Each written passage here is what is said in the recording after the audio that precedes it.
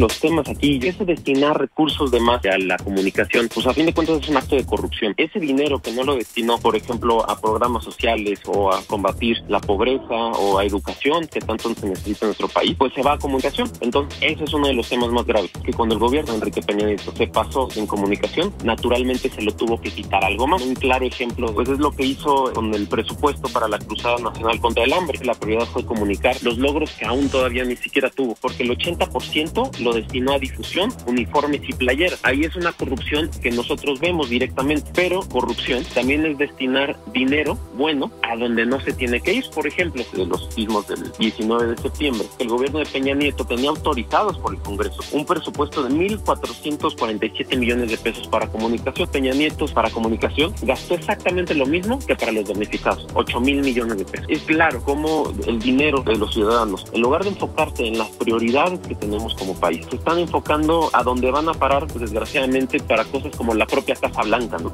Me lamenté haber involucrado a mi esposa en la explicación del tema. Si me dijeras, ¿lo hubiese vuelto a involucrar? No, porque ella no correspondía. Ella no es funcionaria, no es servidora pública, ella tiene su propia trayectoria y la involucré porque era ella, de forma como matrimonio, que estábamos haciéndonos de una nueva casa.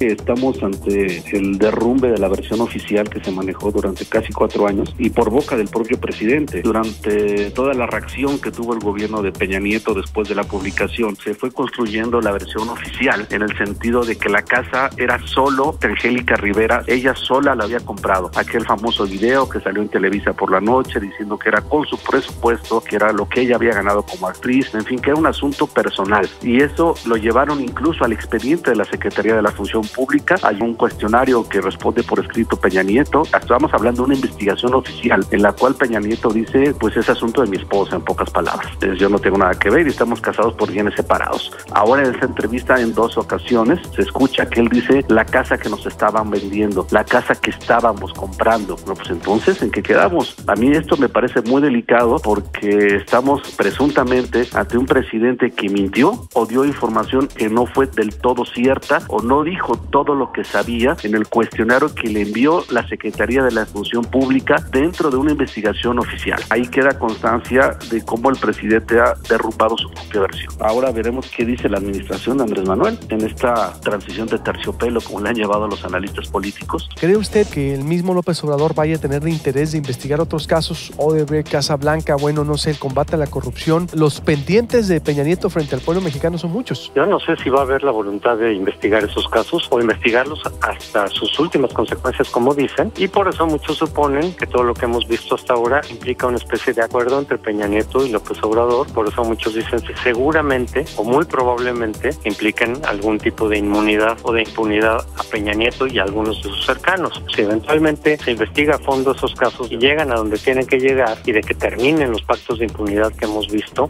que suponíamos que iban a acabar desde la primera alternancia con Fox, se mantuvieron el pacto de impunidad entre Fox y Calderón también, Calderón y Peña Nieto, y eso es algo que ha impedido que se combata a fondo la corrupción. Yo creo que mucha gente esperaría que se acabara ese pacto de impunidad. Lo que no sabemos es hasta dónde vaya a llegar. Pero si investiga a fondo, quien resulte responsable, como se dice, que de verdad se ha llamado a cuentas. Eso sí sería un buen precedente para combatir la corrupción y terminar con la impunidad.